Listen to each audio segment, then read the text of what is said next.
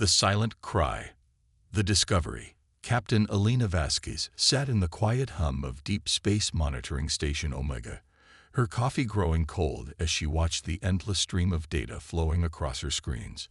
3 years of monitoring the galaxy's background radiation had taught her to recognize patterns, but what appeared on her display at 3:47 hours made her lean forward with sudden interest.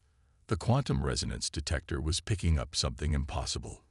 A structured signal buried deep within the cosmic noise, pulsing with mathematical precision that could only mean one thing. Intelligent life was trying to communicate across vast distances using technology humans barely understood. Alina's fingers flew across her console, isolating the signal and running it through the translation protocols. The patterns were unlike anything in their databases, yet somehow familiar in their desperate rhythm. She reached for her communicator with trembling hands. "Dr. Chen to the monitoring station, Priority Alpha," she called, her voice steadied despite the magnitude of what she was seeing. Dr. Marcus Chen arrived within minutes, his usual disheveled appearance made worse by being dragged from sleep. As the station's lead xenolinguist and quantum communications expert, he was the only person qualified to make sense of what Alina had discovered. "Show me," he said simply, settling into the chair beside her. Alina replayed the signal, watching as Chen's expression shifted from sleepy irritation to focused intensity. The quantum patterns danced across the screen, their alien mathematics slowly revealing their secrets to human analysis. "This is incredible," Chen whispered after several minutes of study. "It's not just a signal, Alina. It's a cry for help encoded in quantum fluctuations. Whoever sent this has technology that makes our best communication systems look like smoke signals." The translation. Over the next 6 hours, Chen worked tirelessly to decode the message. The quantum language was complex, built on principles of energy manipulation and dimensional resonance that challenged human understanding of physics. But gradually, the alien words began to take shape. The message came from a species calling themselves the HFY, beings of pure energy who had achieved perfect harmony with their environment thousands of years ago. They described themselves as singers of light, creators of beauty, gardeners of star systems who had spent millennia nurturing young civilizations across their region of space. But now they were dying. Something called the Zarthok Collective had emerged from the Galactic core, a machine intelligence that consumed entire star systems for their energy. The HFY, in their peaceful existence, had no concept of warfare or defense. They could only watch as their ancient civilization was systematically harvested, their people absorbed into the collective's endless hunger for power. "They're pacifists," Chen explained to Alina as they prepared their report. "Not just philosophically, but biologically. Their species evolved without predators, without conflict. They literally cannot comprehend violence as a solution to problems." Alina studied the translated message, her heart heavy with the weight of what she was reading. "How many of them are left?" "According to this, the collective has consumed 17 of their star systems. Only 3 remain, including their home world. At the rate of consumption described here, they have perhaps 6 months before total extinction." The implications hit Alina like a physical blow. An entire civilization, ancient and beautiful, crying out across the void for salvation that might never come. She looked at the quantum signature again, noting how it had weakened even in the few hours since discovery. "We have to tell command," she said finally. The decision. Admiral Sarah Richardson had seen her share of impossible situations during her 30-year career in Earth Defense Command, but nothing had prepared her for the briefing she received from Deep Space Station Omega. She sat in the emergency session of the Defense Council, watching the quantum message replay for the 3rd time, each viewing making the situation more surreal. "Let me understand this correctly," said Counselor Williams, the civilian representative who always questioned military involvement.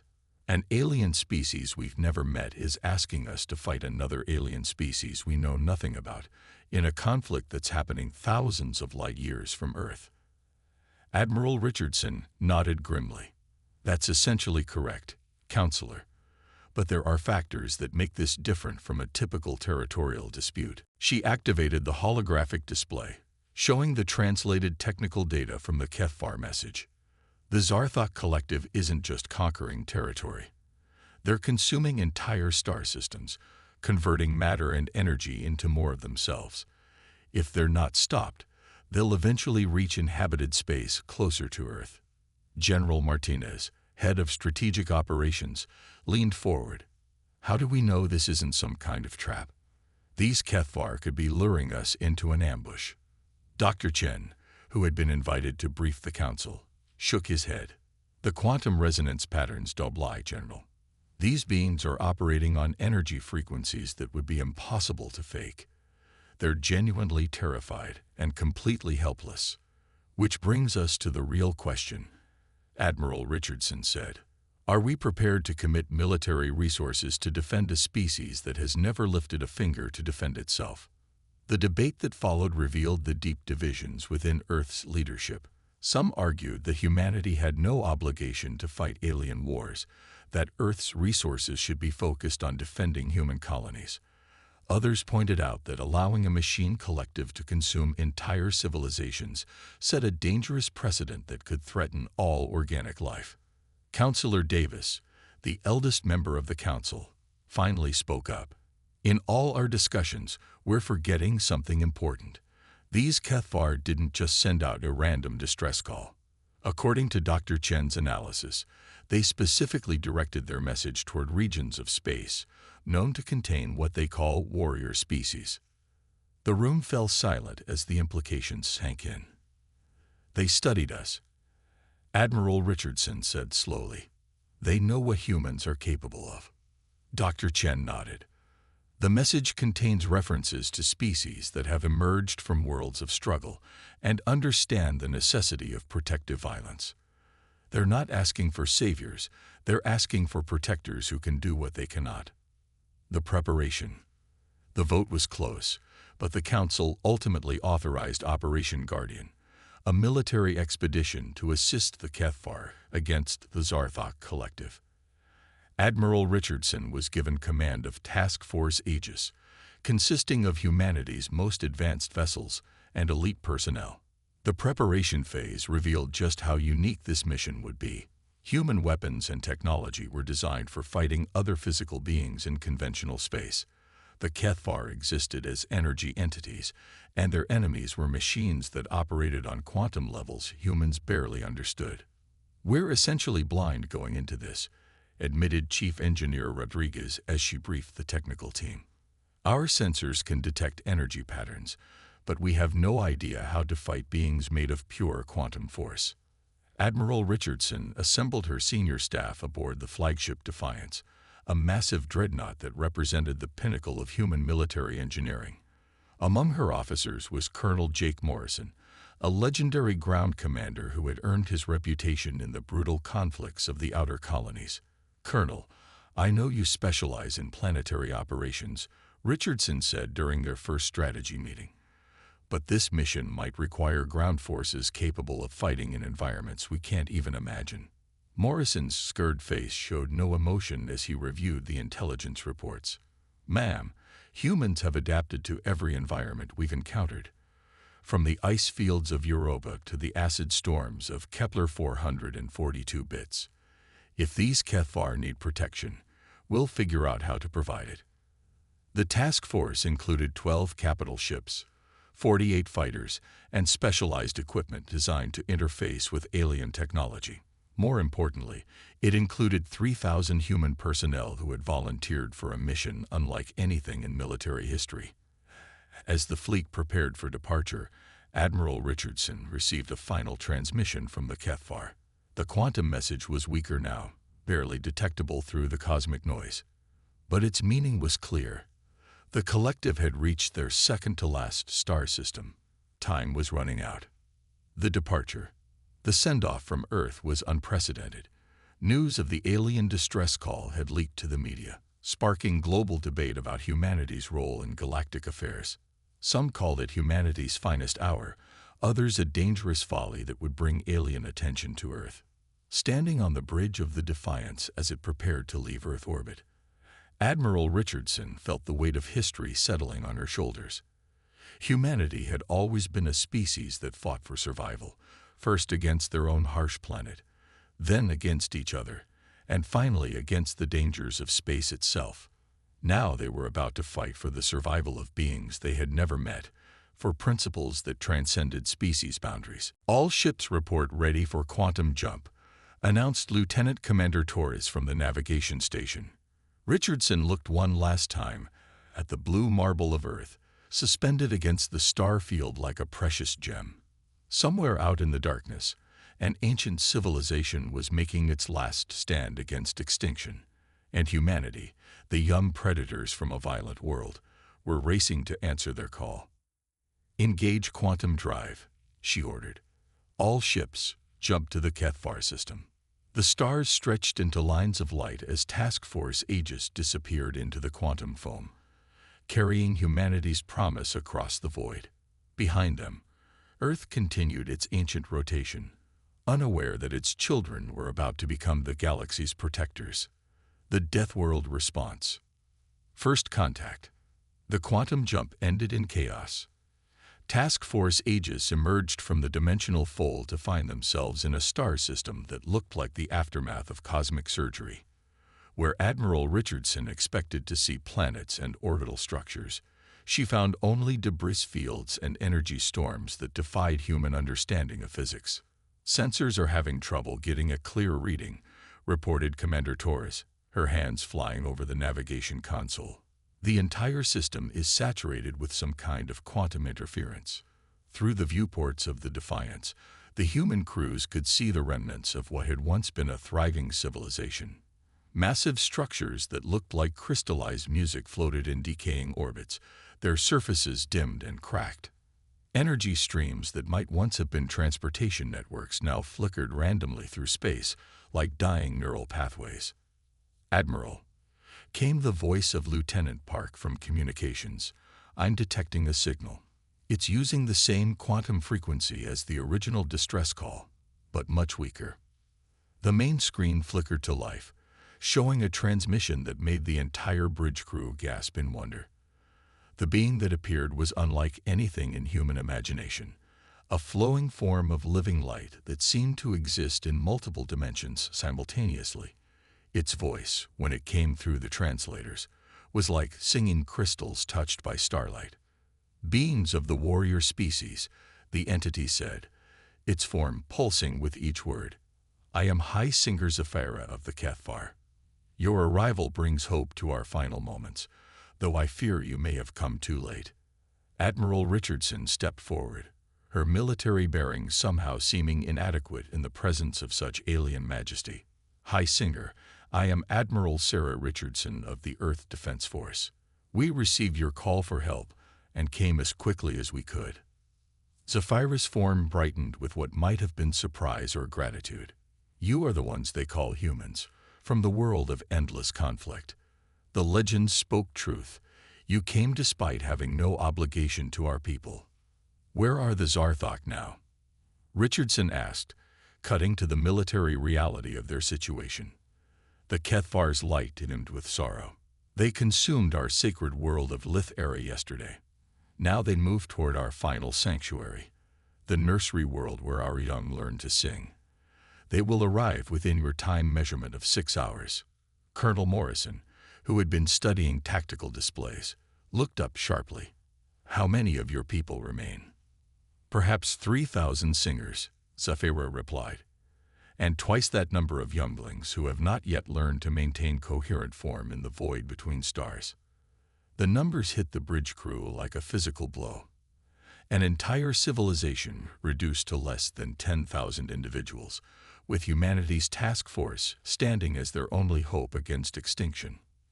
Understanding the enemy. As Task Force Aegis moved through the shattered star system toward the HFY sanctuary, the humans began to understand the nature of their enemy. The Zarthok Collective wasn't just a machine intelligence, it was a self-replicating quantum virus that consumed matter and energy to create more of itself, spreading through space like a technological plague.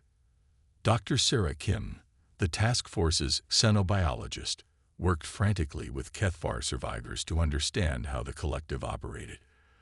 "They're not truly alive in any sense we understand," she explained to Admiral Richardson during an emergency briefing.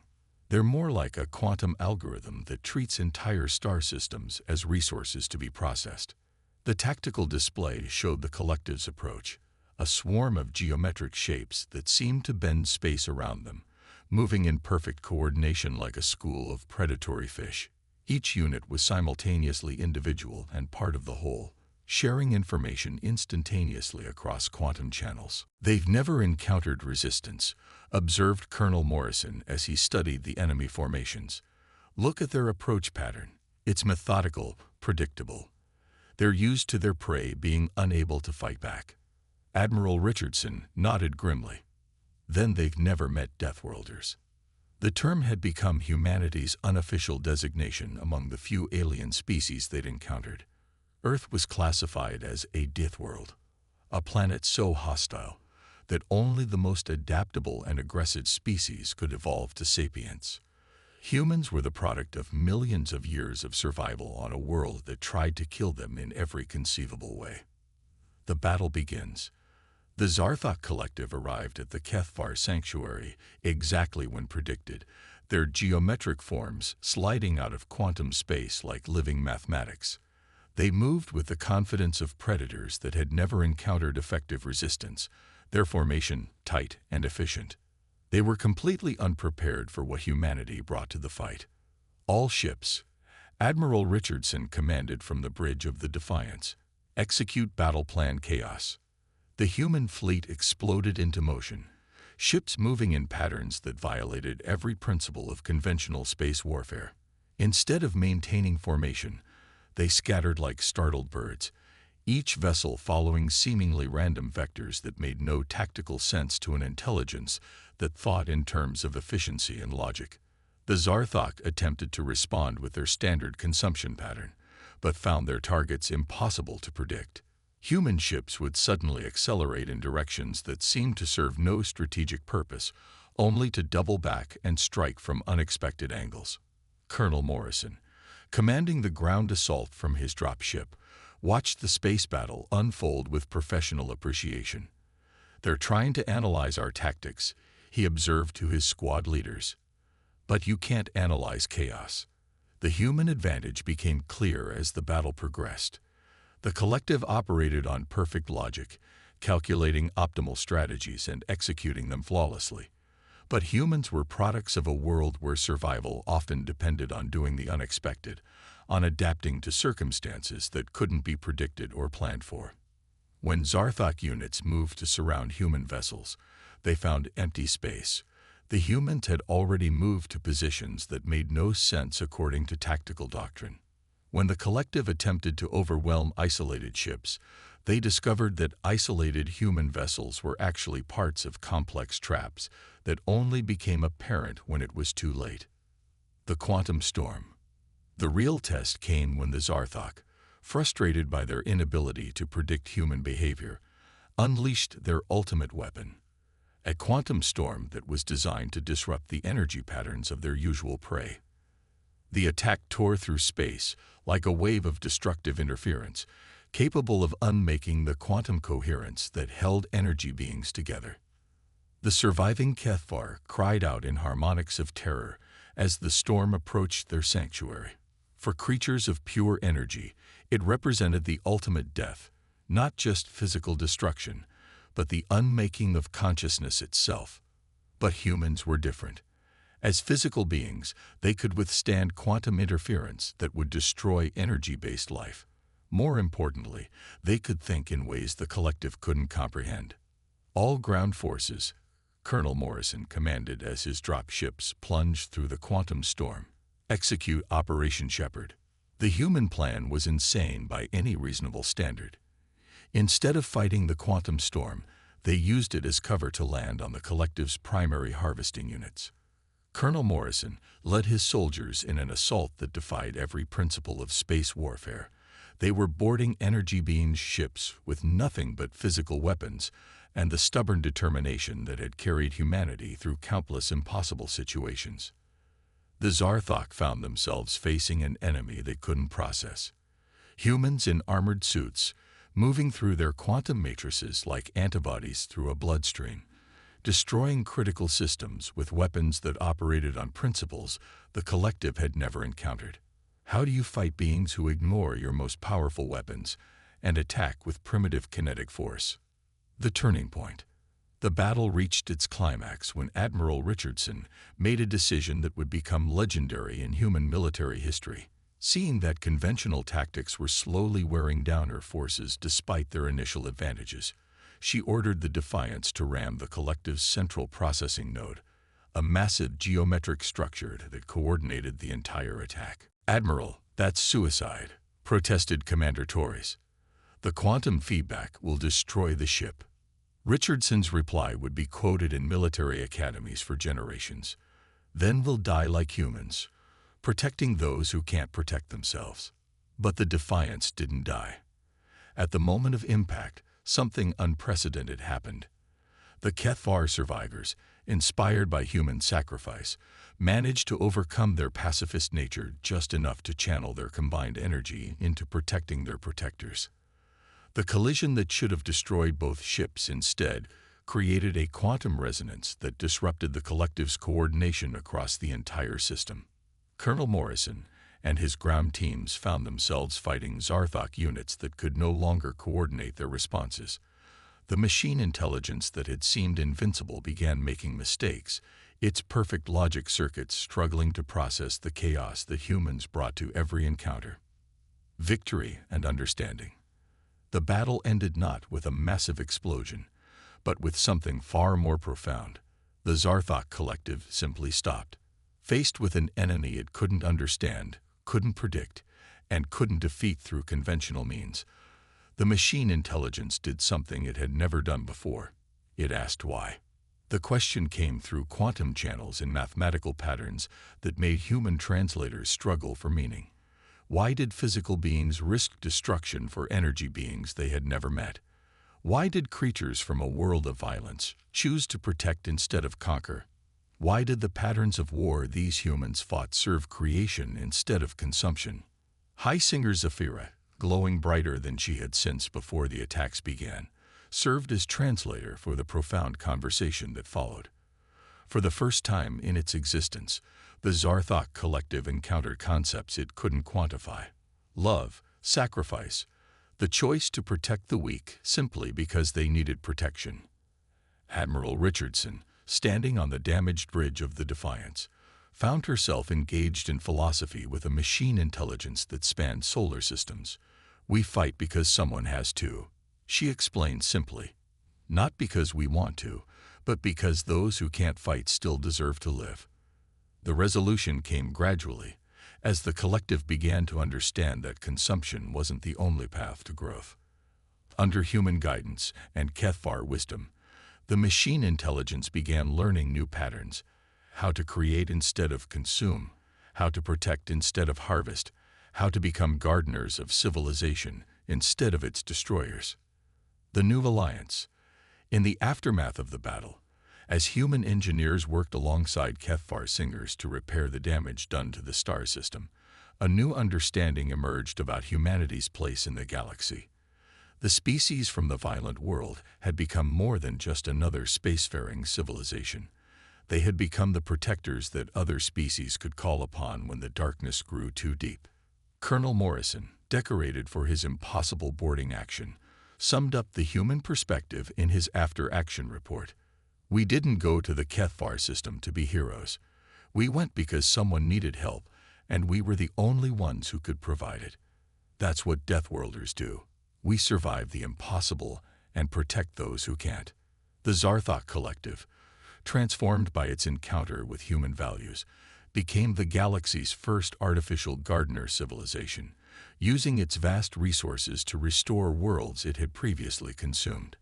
The Kethvar, their ancient wisdom combined with newfound understanding of protective strength, became teachers to both humans and machines about the balance between peace and necessary force.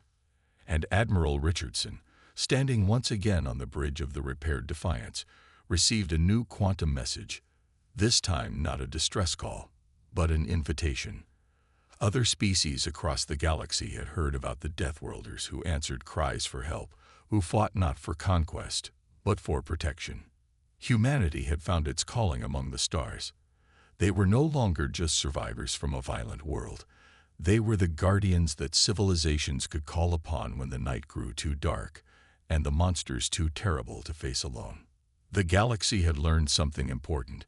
When predators evolve compassion, they become the most dangerous enemies that evil can face and the most reliable protectors that peace can find.